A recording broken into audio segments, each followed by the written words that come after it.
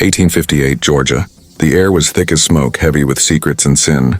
The sun scorched the red clay soil, and the grand Clayton plantation stood proud and silent, a monument to wealth, cruelty, and hidden desire. Inside those white walls lived Nathaniel Clayton, a man whose heart was colder than the marble floors beneath his feet. He ruled his land with iron command, but one slave would soon destroy everything he thought he controlled. Her name was Marisol, neither man nor woman, yet both. In a world that understood only one kind of flesh, she was something forbidden, something whispered about but never spoken aloud. Her eyes carried silence, not weakness but survival. Each dawn she stepped barefoot into the fields, her skin glistening with sweat, her hands raw from cotton thorns. No one dared meet her gaze except for him and her master. Nathaniel Clayton first saw her in the fields. He told himself it was curiosity and nothing more. But each day his eyes lingered longer. Her movements haunted him. Her voice echoed in his mind, soft like confession. He began to visit the quarters more often.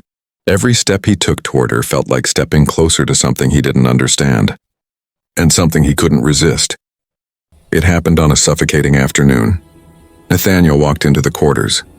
The air was thick with the smell of sweat and wood smoke. Marisol didn't look up at first. She kept working, as if she didn't feel the weight of his gaze. Then his voice broke the silence. "What's your name?" She turned slowly. "Marisol," she said. Her voice was low, trembling, yet strong enough to slice through his soul. That single word, her name, infected his mind like poison.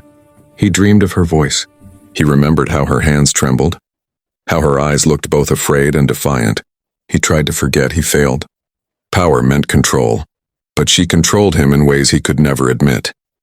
By night, Nathaniel lay awake, sweat covering his chest, haunted by visions of the one person he was never meant to desire. Marisol could feel his eyes even when he wasn't there.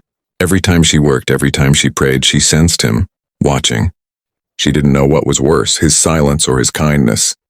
He brought her extra bread, soft fabric, even a blanket. But every gift carried a warning.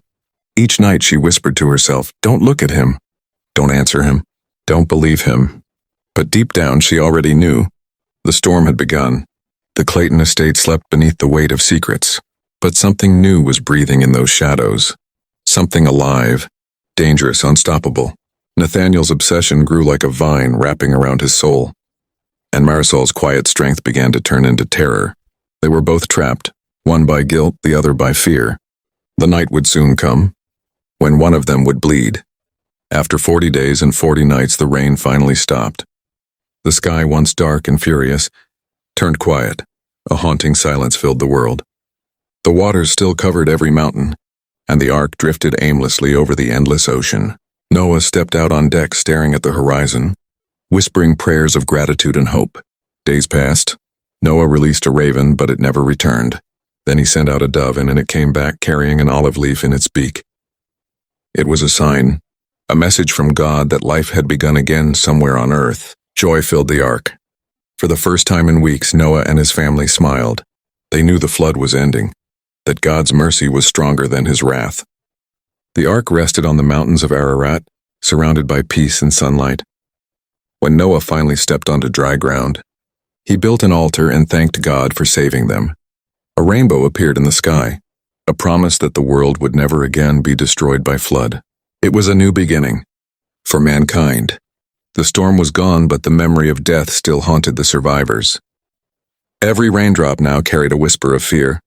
Noah often stood in silence, remembering the cries of those who refused to believe. The world had been cleansed, yet the echo of sin still lingered in the air. Noah built an altar from rough stones, his hands trembling as he placed the first sacrifice. Flames rose high and smoke curled into the sky, a bridge between heaven and earth. God saw Noah's devotion and spoke in thunder and light, promising that he would never again destroy all life by flood. Then a rainbow spread across the heavens, vast, bright, eternal. It shimmered with colors no human eye had ever seen before. It was not just a symbol. It was a covenant, a sacred bond between God and mankind, between destruction and hope.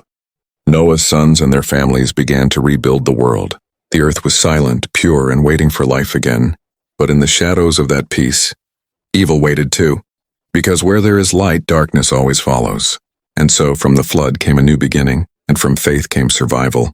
But history reminds us that every generation forgets the storm until it returns again.